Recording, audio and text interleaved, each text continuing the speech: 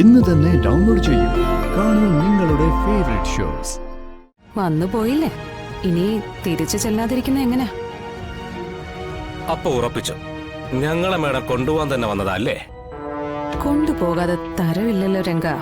ഇച്ചിരി പാടുപെടേണ്ടി വരും. അത് കുഴപ്പമില്ലണ്ണ.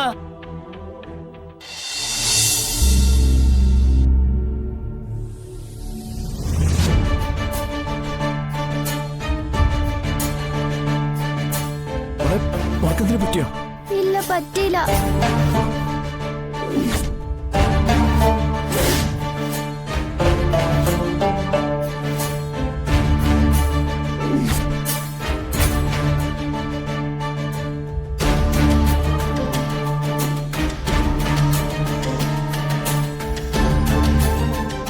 ആശാനെ, എന്തെങ്കിലും ചില്ലറ കൊടുത്തേക്ക് ആശാനെ.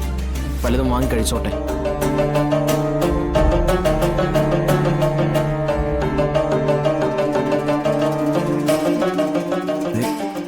ഇത് വെച്ചോളൂ. കൊച്ചിനെന്തെങ്കിലും വാങ്ങിച്ചു കൊടുക്കാം. സാറന്മാരെ ദൈവം രക്ഷിക്കും.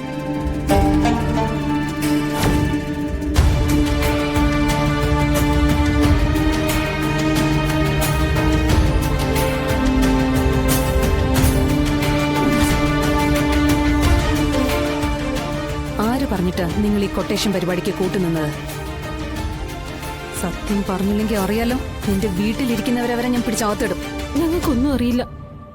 ഞങ്ങൾ ഇങ്ങനെയൊക്കെ ചെയ്യാൻ ഏൽപ്പിച്ചത് രംഗനാ.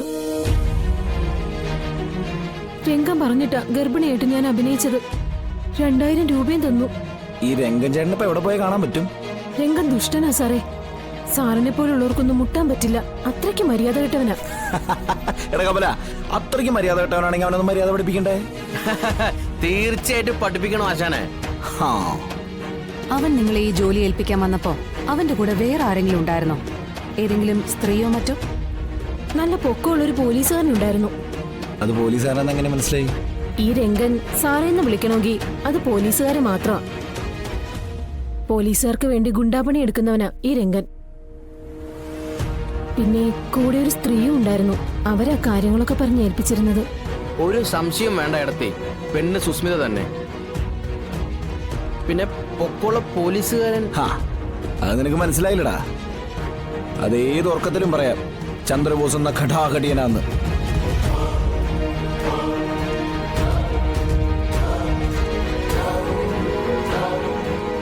ഇവിടെയാണോ അന്ന് രംഗന്റെ കൂടെ കണ്ടത്? അതെ, ഇത് തന്നെയാ.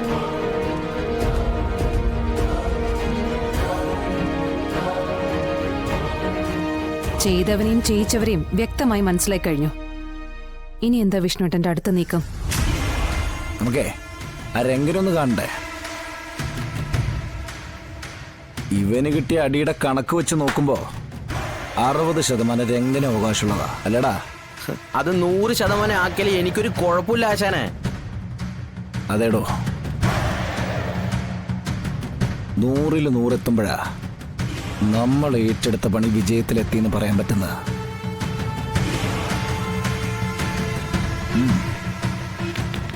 കൊടുത്തേക്കാം.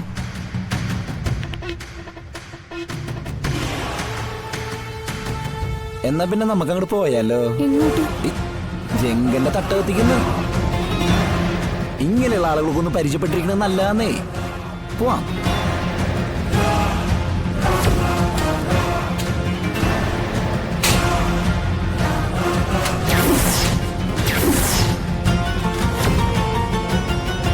അണ്ണാ, നമ്മുടെ പയ്യന്റെ കാര്യത്തിനെ ആ കമ്മീഷണർ ഒന്ന് വിളിച്ച് പറയണേ.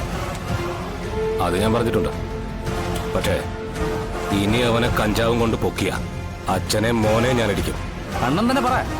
എടാ, എനിക്ക് വാ കൊണ്ട് പറയാൻ അറിയില്ല. കൈ കൊണ്ട് പറയാന്ന് വെച്ചാ അതിനുള്ള ആരോഗ്യം അവനില്ല.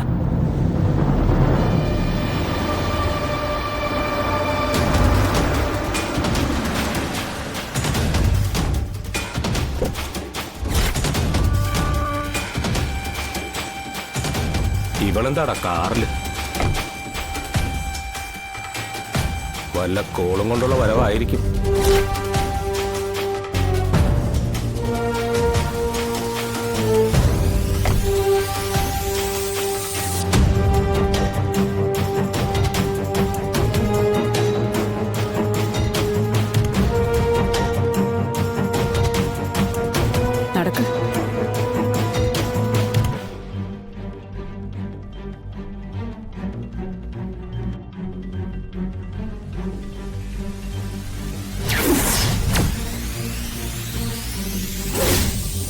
രംഗണ്ണ ഇവരൊരു ആവശ്യം പറഞ്ഞു വന്നിരിക്കുക.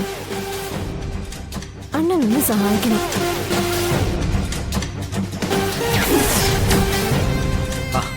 ഗുലാനാണല്ലോ ചന്ദ്ര. അപ്പ ഇത്തിരി വെള്ളം കുടിക്കും.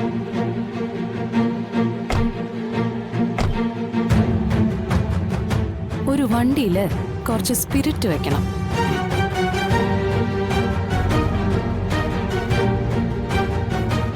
ഒരു സ്ത്രീയാ എന്നെ ഇങ്ങോട്ട് പറഞ്ഞു വിട്ടത്.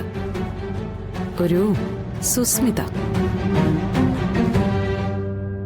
പറഞ്ഞ രംഗണ്ണൻ അറിയാന്ന് പറഞ്ഞേ. വള്ളിയാണല്ലോ അണ്ണാ. ഹ, എങ്കി ഇവളെ ഇവിടെ നിന്ന് ചുമന്നുകൊണ്ട് പോയിട്ട് വരുവാടാ.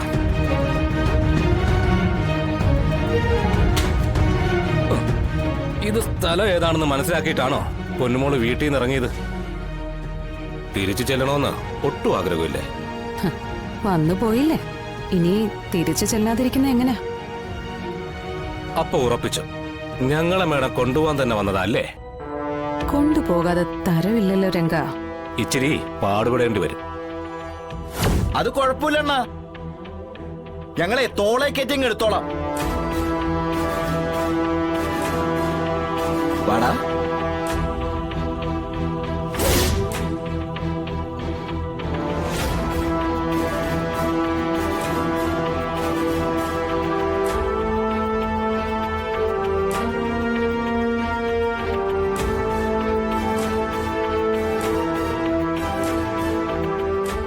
എന്നാ മക്കളൊന്ന് ശ്രമിക്കേ. അണ്ണാ, അണ്ണന്റെ ഒക്കെ കലാവിരുദ്ധോണ്ടേ പോലീസിന്റെ കയ്യിൽ നിന്ന് അടിയിട്ട് ഇതെന്റെ ഈ ചെക്കനാ. അറിയോ, പാവം പിടിച്ചവന് കിട്ടിയ അടിയുടെ പകുതി അവകാശി അണ്ണനാ. അതണ്ണൻ സന്തോഷത്തോടെ വാങ്ങിക്കണേ. എന്നാ പിന്നെ മക്കൾ അടിക്ക, അണ്ണൻ വാങ്ങിക്കാം. ഡേയ്, നിനക്കല്ലേ കിട്ടിയത്, എന്നാ നീ എന്നെ കൊടുത്തോ. യാശം പറഞ്ഞ പിന്നെ എനിക്ക് കേൾക്കാതിരിക്കാൻ പറ്റില്ലല്ലോ.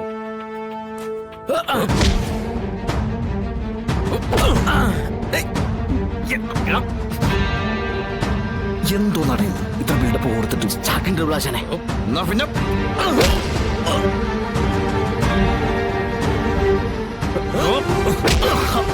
കൊടാ.